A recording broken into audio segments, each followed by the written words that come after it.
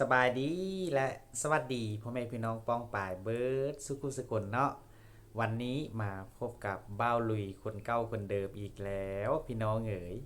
เป็นจังไดเนาะพี่น้องเนาะช่วงนี้ว่าจะเป็นอยู่ทางเมืองลาวเมืองไทยว่าอากาศเป็นอันใดแดทุกคนมีฝนตกบ่หรือว่าแดดร้อนสลับอยู่บ้านบ่ลุยเนาะมื้อนี้อากาศร้อนแรงขนาดทุกคนออกไปนอกนี่จนคือจิไหม้แขนไหม้หน้าอีหยังนี่ทุกคนร้อนแบบร้อนกาขนาดน่ะเนาะบ่ฮู้ว่าบ้านพี่น้องเป็นแนวนี้บ่ทุกคน แต่กันยังดีเนาะที่ว่าได้ดำนา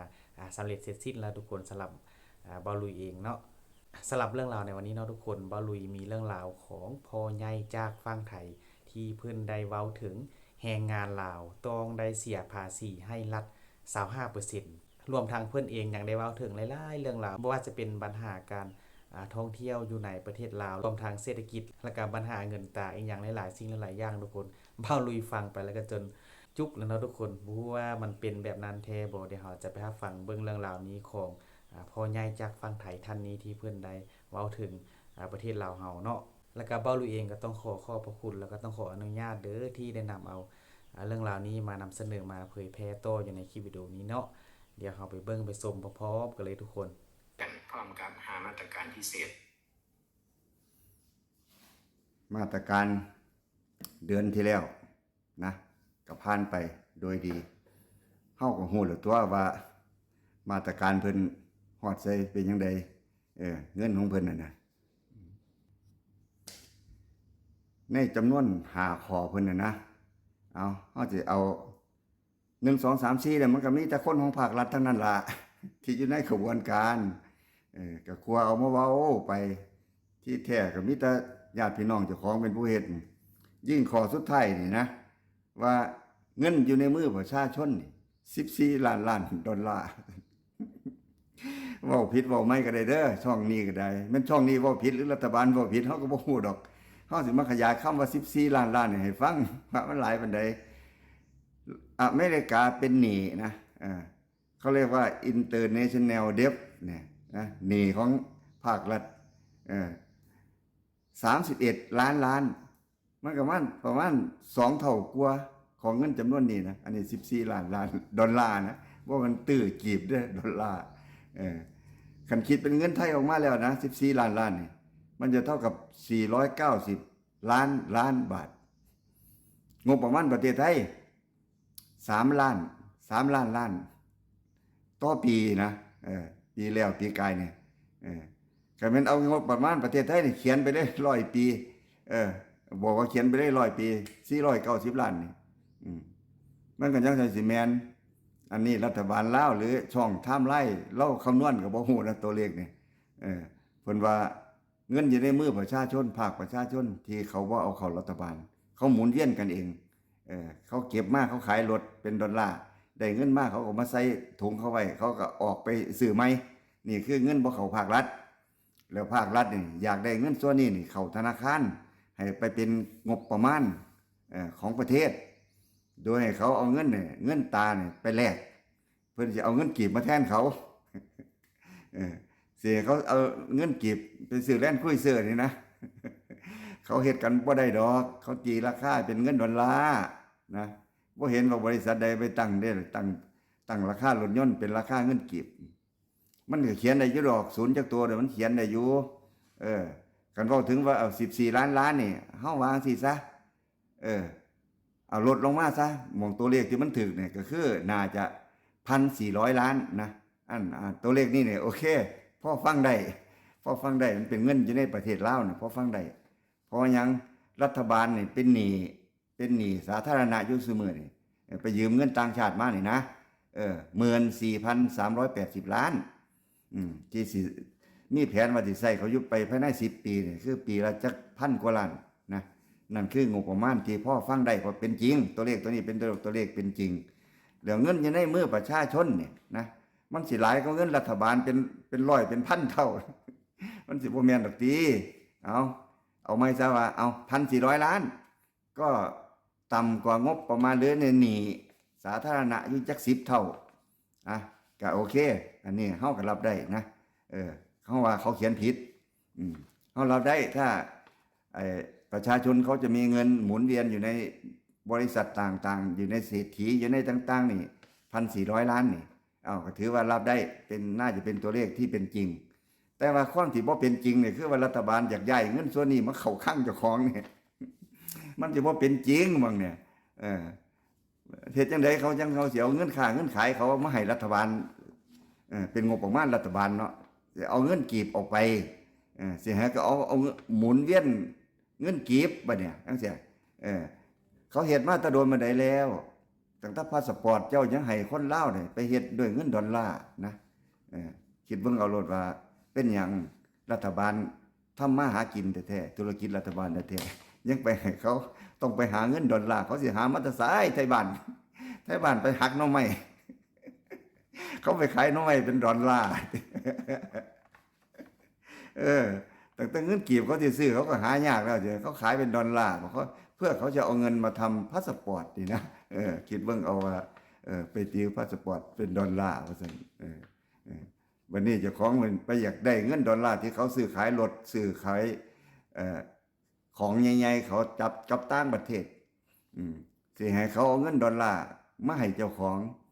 โดยสิเอาเงินกีบไปใส่มือเขาแล้วเขาสิเอาเงินกีบ ไปซื้อแล่นคุยซื้อมาตาประเทศญี่ปุ่นมาตาอเมริกาได้หรือเป็นเอาหยังมาคิดเขาก็ชะงักงั่นไปเหมือนตัวเนาะธุรกิจเจ้าของมาตั้งเงินกีบไปนี่เอามาตั้งไว้อย่างนี้เงินกีบไปเอา600 700ว่าไปอยากให้แข็งก็ตั้ง600กว่าตั้งรับเอาเงินตานะแต่บัดนี้เงินตาเขาสิเอามาแลกเขาสิเอากีบไปแลกขึ้นบ่ให้เขาแลกเนี่ยมันก็ผิดธรรมชาติแล้วเจ้าสิมีเอาตะเข่าคือยังปลาเข่าไส้นี่เว้ยเงินดองเงินอิหยังก็สร้างเขาสิมีอัตราแลกเปลี่ยนคือทั้งแลกทั้งเปลี่ยนเนี่ยบ่แม่นแลกเอาซื่อๆบ่ให้เขาเปลี่ยนคืนเด้อเว้ยเขาก็ต้องเปลี่ยนคืนได้ด้วยเรตติ้งต่างกันเล็กน้อยเขาก็ยังค่อยเป็นเงินสากลนะเงินสากลคือเขาว่าเจ้าแลกกลับไปกลับมาได้นะแต่ประเทศลาวบ่ให้เขาแลกกลับไปกลับมามันบ่แม่นว่าเงินมันตัวเลขมันหลายดอกเจ้าสิพันละล้านมันก็บ่มีปัญหานะตัวเงินในการแลกนี่ขอให้เขาแลกคืนได้นี่คือตัวสำคัญกลจักรของมันน่ะคือเขาต้องแลกคืนได้คันเจ้าอยากให้เขาใช้เงินกีบในประเทศเจ้าก็โอเคเอามาแลกเป็นเงินกีบบัดเจ้าต้องการไปซื้อสินค้าต่างประเทศเจ้าเอาเงินกีบมาแลกเงินตาออกไปซื้อสินค้าต่างประเทศนั่นคือการหมุนเวียนกลับไปกลับมาเข้าออกได้บ่มีการล็อกอันนี้เจ้าล็อกไว้นะเจ้าล็อกไว้ล็อกให้เงินตาเข้าแต่เงินตาเจ้าบ่ปล่อยออกเพราะว่าเจ้าหวงเจ้าก็หวงเพราะเจ้าเจ้ารัฐบาลจะไปใช้หนี้แต่เจ้าของแล้วเจ้าสิบ่ให้ประชาชนเขาไปใช้หนี้เขาแน่บ่เขาก็เป็นหนี้มากคือกันเขาไปสั่งรถสั่งล่าเขาไปสั่งเครื่องจักรเครื่องกลเขามาจากต่างประเทศเขาก็เป็นหนี้คือกันคันเขาบ่มีเงินตาที่จ่ายในธนาคารเขามาสิเป็นหนี้ได้มันก็หยุดชะงักต่อการค้าขายมันก็ต้องหยุดชะงักนะรัฐบาลเห็นแก้ได้เห็นแก้ตัวเจ้าของสิแก้แต่ปัญหาของเจ้าของนะออกมาตรการก็ออกมาเพื่อสิมาบีบมาคั่นเอาจากคนทุกชั้นทุกระดับนะ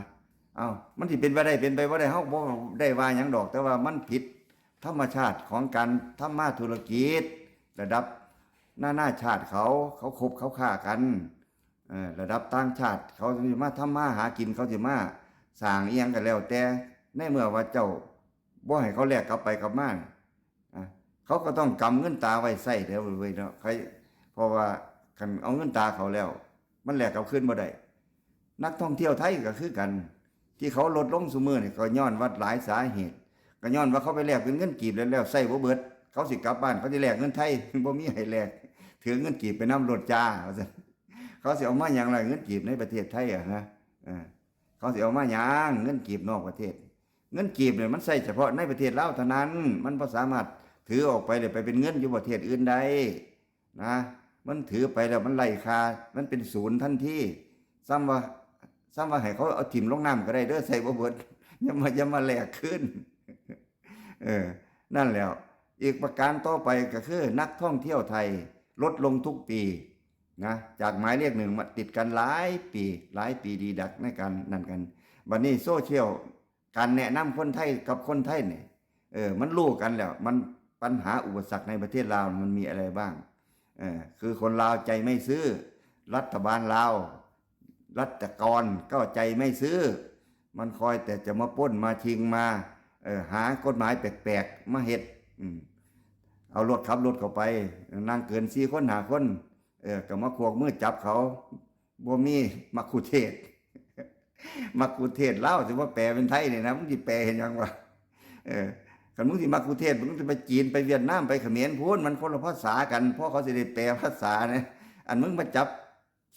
ชาติอื่นบ่จับเด้ชาติอื่นบ่จับมาจับแต่คนไทยอันเว้ารู้เรื่องกันนี่นะ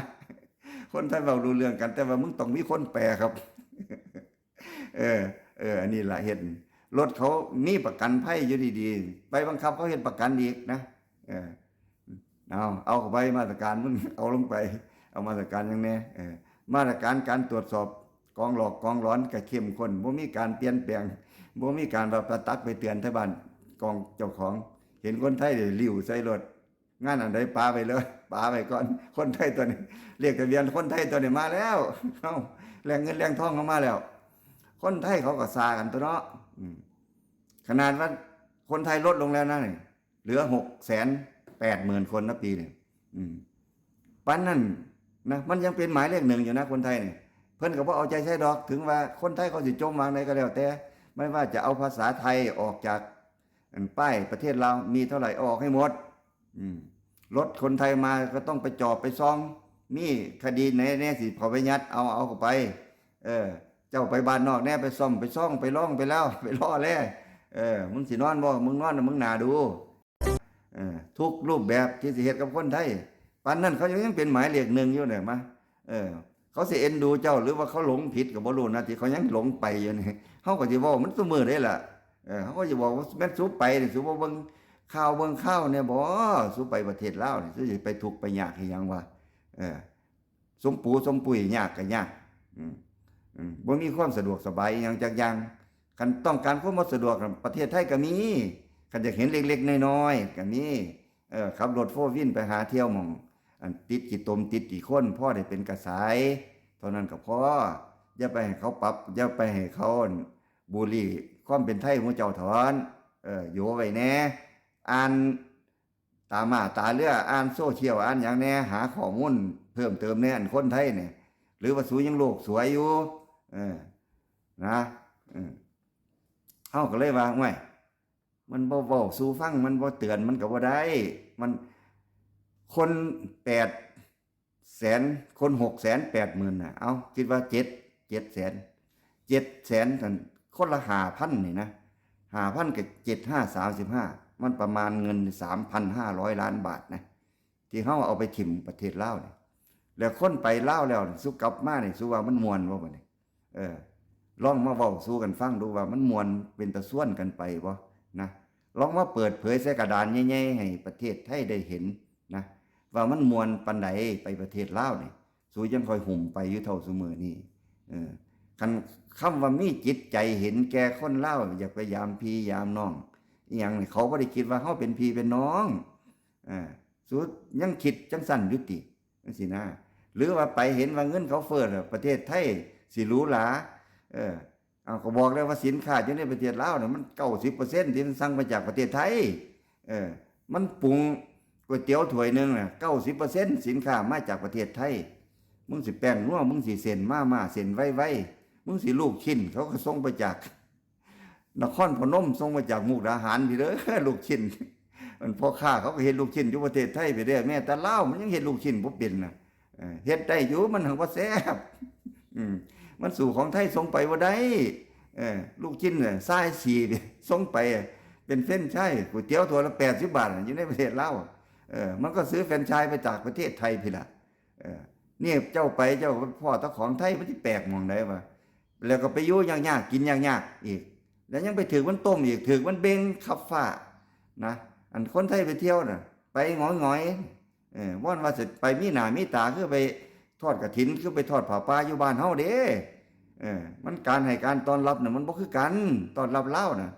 มันมีตั้งแต่ส่องซ้อล้อแล่สิมาหาของฝากของตอนตอนนี้เดี๋ยวนี้มันว่าสิให้หยังเจ้าได้เดี๋ยวนี้อีกอ้ายหนึงก็ทาสิยืนถ้าปรับเลยนั่นคือกระบวนการนะคนลาวรัฐบาลลาวเขาบ่ห่วงการท่องเที่ยวของประเทศไทยดอกคันซั่นเขาแก้ไขแล้ว เขาต้อนรับตั้งแต่พวกคอมมิวนิสต์น้ำกัน เขาบ่ว่าหยังกันพวกนั้นเขาบ่ว่าหยังกันเลยมาเลย อยากได้ผู้สาวลาวติเอาขึ้นตะสังเลยอ้ายสิเฮียเอาขึ้นตะสังสาวลาวน่ะเขาบ่ว่าหยังกันจักเม็ดนะซื้อมือถือ iPhone ซื้อมือถือแจกสาวลาวหลักเอาไปเฮ็ดลูกเฮ็ดเต้ากันพอคนจีนเขาบ่อยากมีลูกมีเต้าซุมื้อนี่เพราะว่าเขารู้แล้วเขาก็เลยมาเอาแม่ลาวนี่ไปเฮ็ดลูกให้ได้ลูกจีนเพื่อเขาสิได้มีคนงานใส่นะนั่นคือนโยบายเขาถือกันอ้ายลาวเฮานี่ก็เลยมอบสาวๆทั้งไหนนี่เอาไปเลยคันอ้ายจีนอยากได้เอาขึ้นตาสังไปเลย ไล่ขึ้นรถคือหมูคือหมานี่นั่นล่ะลาวถือจีนเขาเฮ็ดนี่แต่ว่ายิ้มปุ้ยๆบ่ว่าหยังสบายจีนเฮ็ดจังได๋ก็ได้เวียดนามเฮ็ดจังได๋ก็ได้แต่ว่าคนไทยเจ้าอย่ายึกเฮ็ดหยังขึ้นมาแน่ล่ะโอ้อ้ายนุ่มเฒ่าไว้ท้องทั้งหลายก็ไปถือเขาต้มตัวไปสิไปมีคาดองสิหอบเงินคาดองไปเจอกันแฟนผู้สาวผู้เดียวกัน เป็นแฟนอีนี่ตั้ง3คน4คนไปพอกันสิไปเปิดเงินคาดองใส่เอาผู้บ่เข็ดบ่หลับสิไปเอาสาวลาวเฮาสิบอกเลยว่าสาวลาวคุณภาพเขาไม่ได้มีคุณภาพอะไรนะและต้นทุนชีวิตเขาก็ต่ำมากมันอาจจะเอามาฝึกให้ฮู้ความเป็นไทยนี่มันบ่มันฝึกง่ายๆเด้อเว้ยอันเขาเคยฟัดเขาเคยตำโคกม่องตั้งแต่น้อยจนใหญ่เลี้ยงหมูกี่หาใส่เบ็ดใส่ม่องนะหาก้นหอยก้นปูอายุ14 15เขาใหญ่เป็นสาวไผแว่ขึ้นมานมไทยก็บ่เบิ่งตามาตาเรียกหยังว่าเขามีคุณภาพอีหยังเขาได้รับการศึกษาเท่าใดสิเอามานอนนำซื่อๆอยากให้มานอนนำสาวน้อยซื่อๆไปตีมูลค่าค่าดอง 400,000 500,000นะท่องนัก5 บาทนะเกิดมากินแตะหอยตะปูมาเนี่ยหนังสือเนื้อหาบ่ได้เรียนสิไปให้มูลค่าเขาจังได๋ก็ดอกกระเดียอันคนไทยสิงหนุ่มแก่ทั้งหลายนี่นะเฮาก็อยากให้สำนึกบ้างคนไทยก็มีถ้าอยากได้นะตัวเองน่ะมันดีมันมั่นคงจริงหรือเปล่าอยากจะไปได้เขามาเนี่ยนะเรื่องศึกเข้าก็บ่ได้ว่าหยังดอกมันแต่ว่าคุณภาพมนุษย์มันก็พัฒนาบ่พัฒนาสิได้ง่ายๆเด้อการสิไปอยากได้เขาแม่นได้มาแล้วก็ลองเบิ่งโลดว่าเขาสิพัฒนาเอามาเรียนภาษาไทยดูมาเข้ากศนดูเจ้าสิส่งมันไหวบ่มันสิสนใจอยากเฮ็ดบ่ต้องมาพัฒนาเรื่องอาชีพอีกเรื่องหยังอีกปัญหาอย่างอื่นมันขวางกันอยู่ตั้งเยอะตั้งแยะนะเอาสาวลาวมาคนๆนึงนี่บ่มันว่าได้มาสิมาเอามานอนกอดซื่อๆนะมนุษย์เนี่ยมันไม่รู้จักอิ่มจักพอหรอกให้พึ่งสำนึกเอาไว้เสียเลยไอ้หนุ่มแก่หนุ่มบ่แก่เนี่ยก็รุ่นกูนี่ละรุ่น70มึงขันมึงฮอดขัน75แล้วกูสิบอกว่าพุ่นมึงไปวัดพุ่นมึงใกล้สิเข้าโรงอยู่แล้วขันรุ่นนั้นน่ะนะขันต่ำ70ลงไปเนี่ยเฮาสิบ่ว่าหยังอันนี้มันยังอยากคึกคักมีเงินเมียมันตายก่อนหรือหยังก็แล้วแต่ละอันนี้แล้วแต่ความเหมาะสมแต่ว่าเฮาเสียดายเงิน500,000สิไปแต่งเนี่ยนะกูเสียดายเงินไทยกูเสียดายเงินบาทนั่นดอกบ่ว่าหยังดอกอยากเหน็บจักหน่อยคือเป็นการบ่ส่งเสริมนะวันนี้มื้อวานมื้อก่อนนี่ตัวเพิ่นเงินเพิ่นบ่เข้ากรณีใดๆต่างๆเงินบ่มีเงินเข้าตกลงไปชุ่มลับกันสิมากดเอารายได้ 25% จากคนงานที่มาทำงานในประเทศไทยเห็นเขามีรายได้เป็นหมื่นคำนวณออกมาเลยคนจักแสนอยู่ประเทศลาวมี MOU กี่คนหรือไม่มีกี่คนไปเอาทะเบียนบ้านเอาทะเบียนมันมาดูผู้ใดไปทำงานในประเทศไทยเอาแต่ละแขวงหามาดูมันมีกี่คนเอามาคำนวณดูถ้าเอา 25% เขาสิได้เงินจากบาทล้านคนก็ 2,500 ล้านแม่นบ่ล่ะแสนคนก็ต้อง250ล้านกัน200,000คนก็ต้อง500ล้านบาทต่อเดือนเพิ่นสิมาเอาภาษีเก็บตรงบ่มันหยังดอก ตรงประชาชนคนไทยเนี่ยเขาเก็บกันยังไงคนชั้นรากหญ้านี่รัฐบาลไหมอ่ะเขาบ่เก็บประชาชนเขาบ่เก็บเลย แล้วข้าราชการชั้นผู้น้อยนะรายได้ไม่เกิน10,000หรือ20,000หักค่าลูกหักค่าสามีหักค่านั่นค่านี่ไปแสดงรายได้แล้วเงินไม่พอจะให้หักหลวงเขาก็บ่ว่าอย่างเขามีขันต่ำอยู่นะพูดล่ะ30,000 40,000ขึ้นไปพุ่นน่ะลูกใหญ่แล้วเอาผัวก็มีงานทำผู้ยังสั้นจังค่อยได้เสียภาษีเดือนละ1,000 กว่าบาทนะอย่างไรเป็นแค่นั้นคนไทยเขาแค่นั้นมีรายได้สูงมากเขายังค่อยเก็บหลาย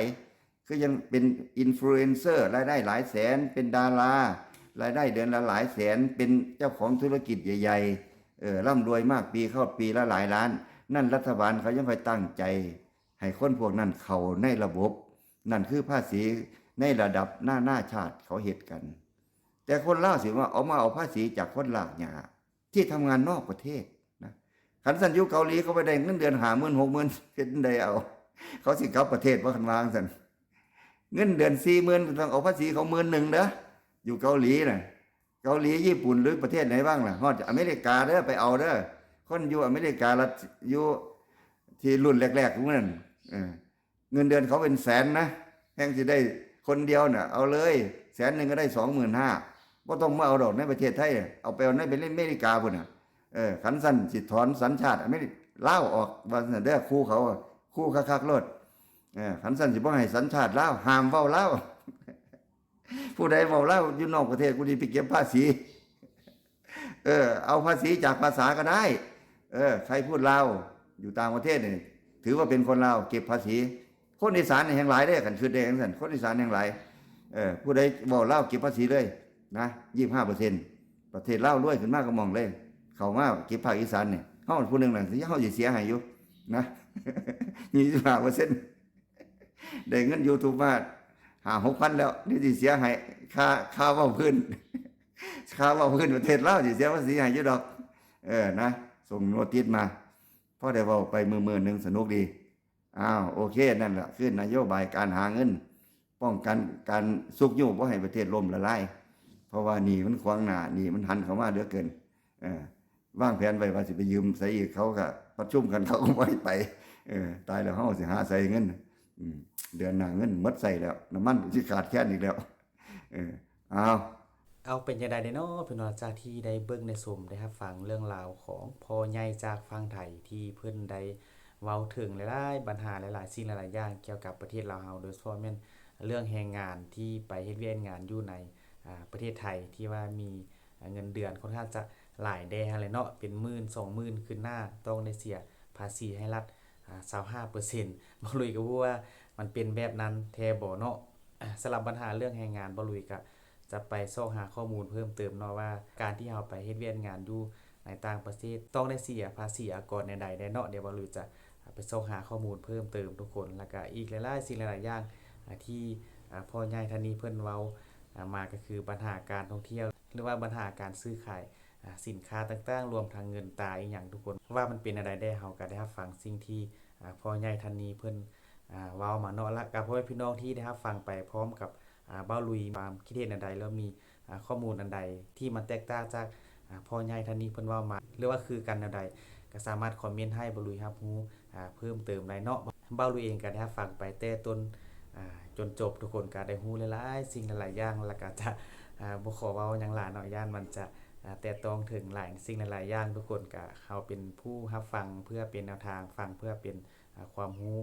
จากสิ่งที่คนอื่นเพิ่นเว้ามาแล้วก็เก็บมาไต่ตองสมเทียบตัวจริงใส่ประเทศเฮาว่ามันเป็นอันใดทุกคนกับว่าพี่น้องมีความคิดอันใดเพิ่มเติมก็สามารถคอมเมนต์ให้บ่ลุยรับฟังนำเนาะสำหรับมื้อนี้บ่ลุยก็จะขออำลาพาจากพี่น้องไปเพียงส่ำนี้ก่อนเด้อเนาะสุดท้ายนี้ขอกล่าวคำว่าสบายดีบ๊ายบาย